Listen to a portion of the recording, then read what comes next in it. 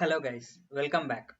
ఇప్పుడు నేను మీకు చూపించబోయే game it's not part of my journey to 1500 rating. ఎందుకంటే ఈ గేమ్ నేను chess24.comలో ఆడాను, chess.comలో కాదు. అండ్ నేను మీకు ఇప్పుడు ఈ గేమ్ ఎందుకు చూపించాలని అనుకుంటున్నాను అంటే, ఈ గేమ్ నుంచి చాలా నేర్చుకోవచ్చు. బిగినర్స్ వాళ్ళ థాట్స్ ఎలా ఉంటాయి, వాళ్ళు చేసే బ్లండర్స్ ఎలా ఉంటాయి, అవన్నీ ఈ గేమ్లో నేర్చుకోవచ్చు. And it's a very long game, 77 moves. So let's start quickly. నావి బ్లాక్స్, అపోనెంట్ వి వైట్స్. అండ్ అతను E4తో స్టార్ట్ చేశాడు, నేను C5తో స్టార్ట్ చేశాను. అండ్ అతను బిషప్ టు C4 వెళ్ళాడు, నేను పాన్ పుష్ చేశాను టు E6. అండ్ అతను నైట్ డెవలప్ చేశాడు టు C3, నేను నా నైట్ని డెవలప్ చేశాను టు C6. అండ్ అతను A3 పాన్ వేశాడు, నేను నా పాన్ పుష్ చేశాను to develop my bishop to B7. అతను ఈ D3 పాన్ పుష్ చేశాడు to develop his bishop, dark square bishop. And నేను నా బిషప్ని B7కి డెవలప్ చేశాను. అతను నైట్ డెవలప్ చేశాడు ఫస్ట్ టు F3. నేను నా నైట్ని డెవలప్ చేశా టు F6. అండ్ అతను బిషప్ టు G5 వేశాడు టు పిన్ దిస్ నైట్, ఎందుకంటే ఇక్కడ క్వీన్ ఉంది కదా, so I can't move this night. అందుకని అతను బిషప్ టు G5 వేశాడు. నేను నా బిషప్ టు E7 వేసి అన్పిన్ చేశాను. అండ్ అతను H3 పాన్ పుష్ చేశాడు. అండ్ నేను D5 పాన్ పుష్ చేసి సెంటర్లో అటాక్ చేశాను బిషప్ని. And he captured with the pawn. I captured with my e pawn, and he moved his bishop back to a2. నేను bishop ని push చేశాను to H6, and he captured my knight. I captured with my bishop, and అతను queen develop చేశాడు to E2, and it comes with check. నేను కూడా నా queen తో block చేశాను, so he captured my queen. I captured with my bishop. And ఇక్కడ bishop capture చేయడం it's a very big, అంత పెద్ద మిస్టేక్ కాదు, but I'm losing one pawn అనమాట. It's the first mistake of the match. నేను బిషప్తో కాకుండా నైట్తో క్యాప్చర్ చేసి ఉండాలి క్వీన్ని, ఎందుకంటే ఇక్కడ ఈ పాన్ డబుల్ అటాక్ ఉందన్నమాట with night and bishop.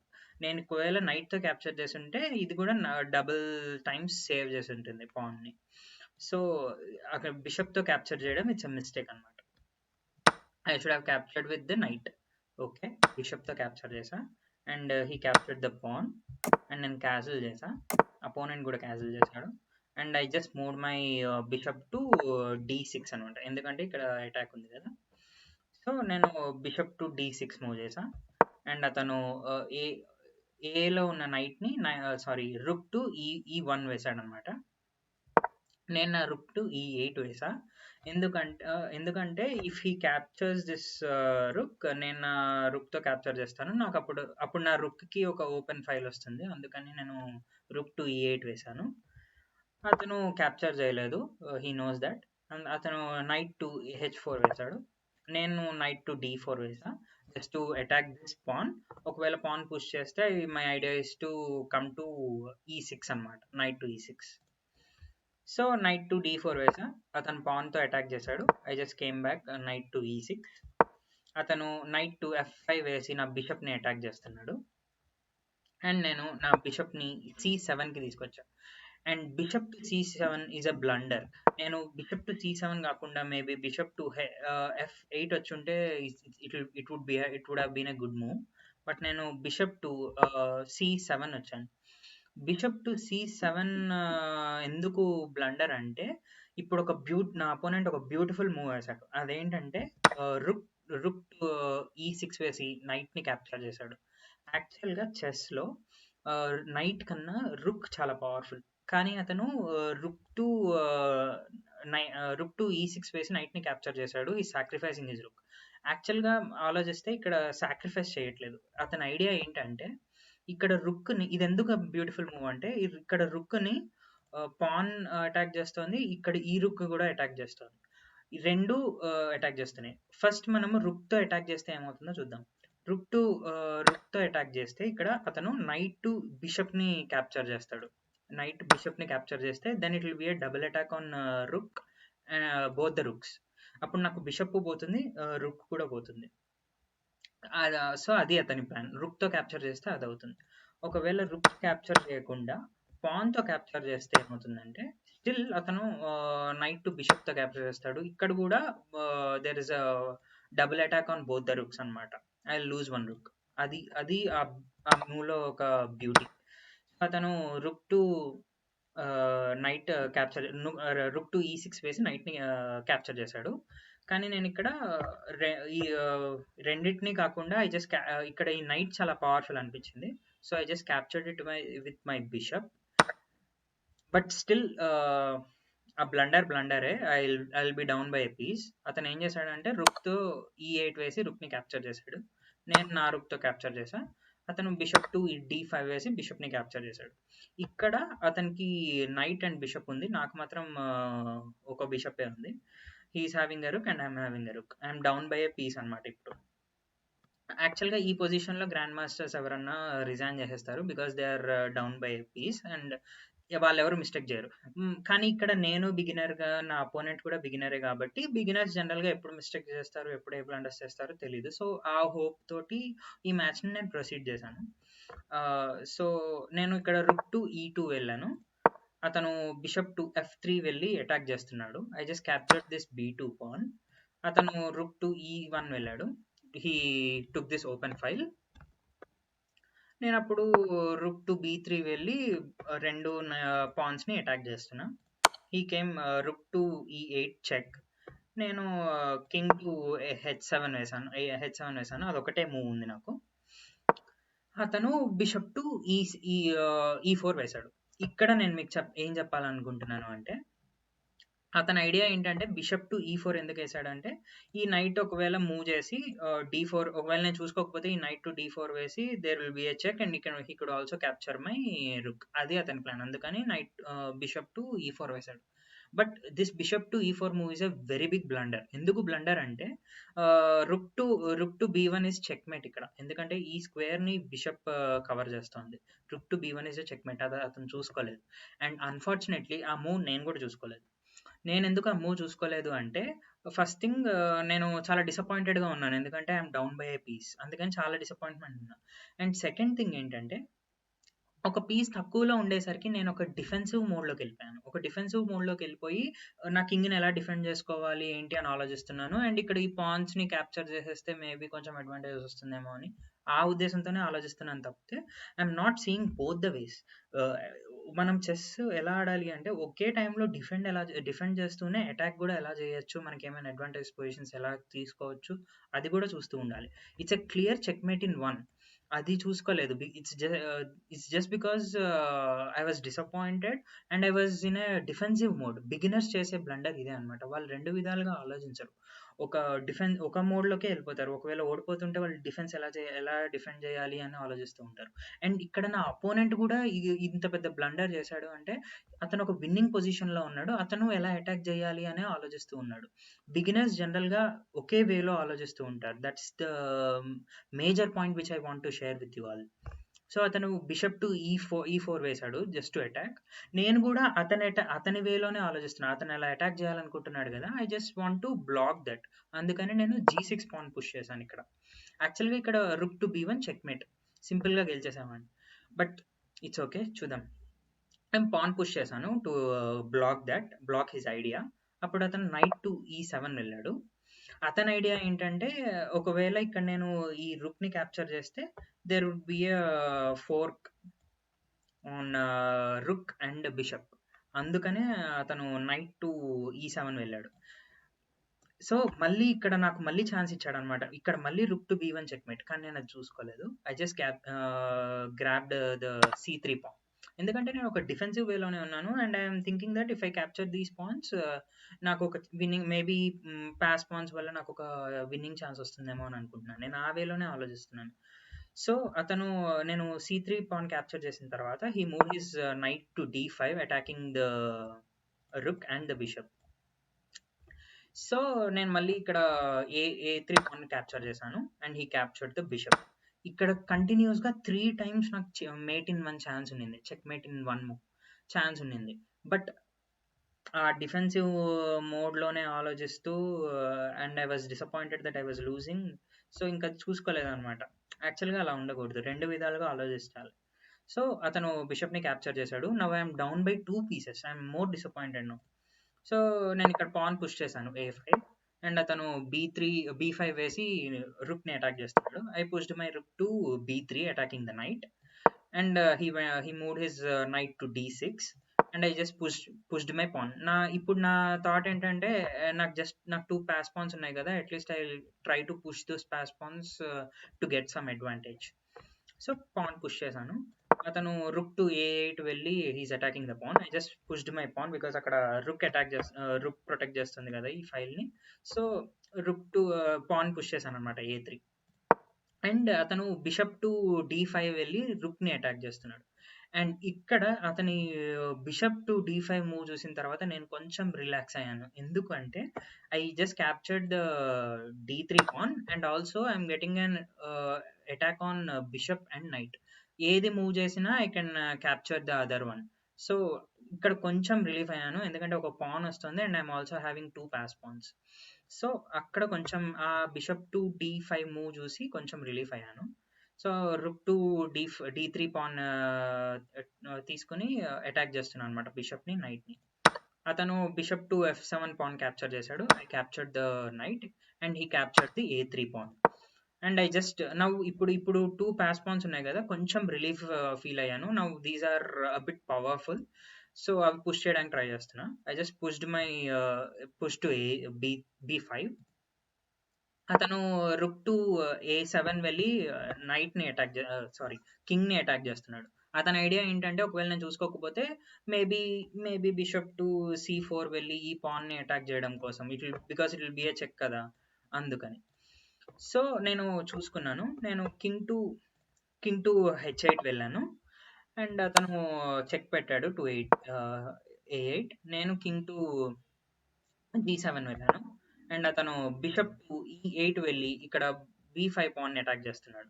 And so I just pushed it to B4 and అతను రుక్ టు C8 వెళ్ళి ఈ పాన్ అటాక్ చేస్తున్నాడు అనమాట. సో ఇక్కడ I want to tell you another point. ఏంటంటే, ఇందాక డిఫెన్సివ్ మోడ్ లో ఉండి ఒక డిసప్పాయింట్మెంట్ తోటి నేను చెక్మేట్ ఇన్ మూవ్ 1 చూసుకోలేకపోయాను. బట్ ఇక్కడ నేను కొంచెం రిలీఫ్ గా ఉన్నాను. సో రిలీఫ్ గా ఉండి ఒక పాజిటివ్ వేలో ఆలోచించాను. And I was so confident that this pan will promote to A queen. ఎందుకు అంటే మీరు ఇప్పుడు చూస్తారు. I just sacrificed this pan. I just moved my pawn to B3. అతను C5 పాన్ ని పుష్ చేశాడు and I just pushed my pawn to B2. అతను rook to B5 వెళ్ళి పాన్ అటాక్ చేస్తున్నాడు. నేను రుక్ టు D1 వెళ్ళి చెక్ పెట్టాను and అతను కింగ్ టు H2 వెళ్ళాడు and just promoted my pawn to queen. So ఇక్కడ నేను మీకు ఇందాక అదే చెప్పాలనుకుంటున్నాను. ఏంటంటే, ఒక పీస్ తక్కువలో ఉన్నప్పుడు I was disappointed and I was in a defensive mode. ఆ డిఫెన్సివ్ వేలోనే ఆలోచించాను. బట్ ఇక్కడ నాకు ఒక 2 పవర్ఫుల్ పాస్ పాన్స్ ఉండడం తోటి నేను ఒక పాజిటివ్ వేలో తోటి ఆలోచించాను. ఇక్కడ 4 మూవ్స్ బ్యాక్ నేను ఇది క్వీన్ అవుతుందని ఎక్స్పెక్ట్ చేయగలిగాను. బట్ అక్కడ మేట్ ఇన్ వన్ చూసుకోలేకపోయాను. So that's the way we think. Beginners అలాంటి మిస్టేక్స్ చేస్తారు. వాళ్ళు 2 విధాలుగా ఆలోచించాలి, not only in one way. So నేను ఇక్కడ క్వీన్ ని ప్రమోట్ చేశాను. అతను రుక్ తో అటాక్ చేశాడు. He doesn't have any other option. ఒకవేళ అతను అటాక్ చేయకపోతే, క్వీన్ ని తీసుకోకపోతే, queen and rook are so powerful, I will win the game easily. So అతను క్వీన్ ని అటాక్ చేశాడు. I took it with my rook. It's okay. So అతను pawn push చేశాడు F3. నేను కింగ్ టు F6 వెళ్ళాను. అతను కింగ్ టు G3 వెళ్ళాడు. నేను కింగ్ టు G5 వెళ్ళాను. అండ్ ఇంకో విషయం ఏంటంటే, అతనికి లైట్ స్క్వేర్ బిషప్ ఉంది. నా కింగ్ ని నేను డార్క్ స్క్వేర్ బిషప్స్ లోనే మూవ్ చేయాలి. ఒకవేళ లైట్ స్క్వేర్ బిషప్స్ తో మూవ్ చేస్తే there could be an advantage for him to attack both the rook and the king. So నేను ఆ మిస్టేక్ చేయకూడదు. నా కింగ్ ని నేను డార్క్ స్క్వేర్ బిషప్స్ లోనే ఉంచాలి. సో నేను కింగ్ టు G5 వెళ్ళాను. అతను H4 పాన్ పుష్ చేశాడు, అటాక్ చేశాడు. కింగ్ చెక్ అయింది. I just came back to F6 and అతను కింగ్ టు G4 వేశాడు. అండ్ నేను అతని కింగ్ ని నా పాన్స్ దగ్గరికి ఎలో చేయాలని అనుకోవట్లేదు. I just want his king to be back. I want his king to move back. అందుకని నేను రుక్ టు B4 వేసి చెక్ పెట్టాను. He went back to G3. నేను అప్పుడు ఇక్కడ నేను కింగ్ టు E5 వేశాను. ఈ పొజిషన్‌లో మా ఇద్దరికి చాలా తక్కువ టైం ఉంది. ఇట్స్ 5 మినిట్స్ గేమ్ అని 5 మినిట్స్ గేమ్ అని చెప్పాను గదా! మా ఇద్దరికి ఈ పొజిషన్‌లో అరౌండ్ 40-50 సెకండ్స్ మాత్రమే ఉన్నాయి. సో, చూసుకోలేదు. చాలా ఫాస్ట్‌గా మూవ్ చేస్తున్నాము. సో, కింగ్ టు ఈ5 వేశాను. ఇక్కడ పాన్ బ్లండర్ చేశాను. ఇక్కడ ఈజీగా బిషప్ పాన్‌ని అటాక్ చేస్తోంది. చూసుకోలేదు. నేను కింగ్ టు ఈ5 వేశాను. లక్కీగా నా అపోనెంట్ కూడా చూసుకోలేదు. సో, అతను కూడా కింగ్ టు హెచ్3 మూవ్ చేశాడు. నేను ఆ తర్వాత రియలైజ్ అయ్యాను పాన్ బ్లండర్ ఉందని. I just came back. King to ఎఫ్6 వేశాను. అండ్ అతను పాన్ పుష్ చేశాడు టు జీ3. నేను అప్పుడు ఈ పాన్ అటాక్ చేయడం కోసం బీ3 వేశాను. రుక్ టు బీ3. అండ్ అతను మళ్ళీ పుష్ చేశాడు to save this. And I just move my pawn to G five. అతను క్యాప్చర్ చేశాడు, నేను క్యాప్చర్ చేశాను, అతను క్యాప్చర్ చేశాడు, నేను కింగ్తో పాన్ని క్యాప్చర్ చేశాను. And this is the position. ఇక్కడ ఈ పొజిషన్లో this is a drawn end game అనమాట. ఎవరు విన్ అవ్వట్లేదు ఇక్కడ. ఇక్కడ అతను బిషప్ టు డి7 వేశాడు. నేను నా రుక్ టు డి3 వేసి బిషప్ని అటాక్ చేస్తున్నా. అండ్ అతను బిషప్ టు సి8 వెళ్ళాడు. నేను మళ్ళీ రుక్ టు సి3 వెళ్ళి అటాక్ చేస్తున్నా. ఇక్కడ అతను ఒక ఆపర్చునిటీ తీసుకుని డ్రా చేసేయచ్చు game. Like front and back 3 times move చేస్తే 3-fold రెపిటేషన్ తోటి గేమ్ డ్రా అయ్యేది. లైక్ బిషప్ టు డి7, నేను రుక్ టు డి3, మళ్ళీ అతను బిషప్ టు సి8, నేను మళ్ళీ రుక్ టు సి3, అలా 3-fold రెపిటేషన్తో గేమ్ డ్రా అయ్యేది.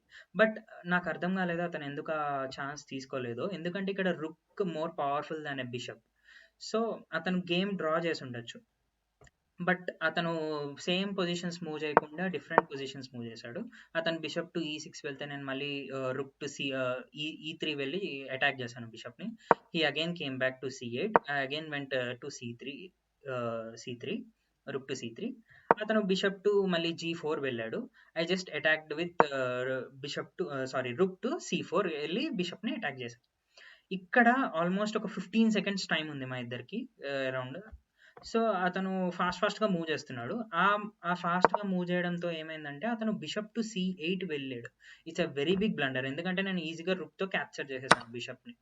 టైం ప్రెషర్ వల్ల అతను చూసుకోలేదన్నమాట అంత పెద్ద బ్లండర్. ఇక్కడ నేను క్లియర్గా విన్ అయిపోతున్నాను అనమాట. So I was so happy that ఎంత లూజింగ్ పొజిషన్, ఆల్మోస్ట్ 2 పీసెస్ తక్కువలో ఉన్నా నేను. And now I'm winning this game. So let's see. నేను బిషప్ని క్యాప్చర్ చేశాను. అతను కింగ్ టు జీ2 వెళ్ళాడు. ఇక్కడ ఆల్మోస్ట్ 12-13 సెకండ్స్ టైం ఉంది. I would have been more happy. మీకు లైవ్ గేమ్ చూపించి ఉండగలిగితే చాలా హ్యాపీగా ఫీల్ అయ్యేవాడిని. But it's okay. అతను కింగ్ టు జీ2 వెళ్ళాడు. నేను నా కింగ్ టు జీ4 వెళ్ళా. సో అతను కింగ్ టు ఎఫ్2 వెళ్ళాడు. I just move my rook to సి3 ఈ పాన్ని అటాక్ చేయడం కోసం. ఈ గేమ్ మీకు చూపించాలని అనుకోవడానికి ఇంకో రీజన్ ఏంటంటే I want to show you all that how a rook and a king end game ఎలా ఉంటుంది నేను మీ అందరికి చూపించాలని అనుకున్నాను. సో రుక్ టు సి3 వేశాను టు అటాక్ దిస్ పాన్. అతను అప్పుడు కింగ్ టు జీ2 వెళ్ళాడు. I just captured it with check. And అతను కింగ్ టు ఎఫ్2 వెళ్ళాడు. అండ్ నేను నా రుక్ని ఏ3కి వెళ్ళాను. ఎందుకు ఏ3కి మూవ్ చేశాను అంటే I don't want his king to come in to the centre of the board. ఆ కింగ్ని కార్నర్లోనే ఉంచడం కోసం నేను అదే ఫైల్ ఆ రుక్ని కార్నర్లో పెట్టాను అనమాట ఏ3లో. సో అతను ఆ ఫైల్లోనే ఉంటాడు అని చెప్పి. నెక్స్ట్ అతను ఈ2 ఎఫ్4 వేసాను. అతను డి2, నేను ఈ4, సి2, నేను డి4, అతను బీ2 వేసి రుక్ని అటాక్ చేస్తున్నాడు. నేను రుక్ని ఈ కార్నర్కి తీసుకొచ్చాను టు హెచ్3. అతను మళ్ళీ సి2 వేశాడు. నేను సి4 వేసాను. అతను డి2, నేను డి4, అతను ఈ2, నేను రుక్ టు ఏ3 వేశాను.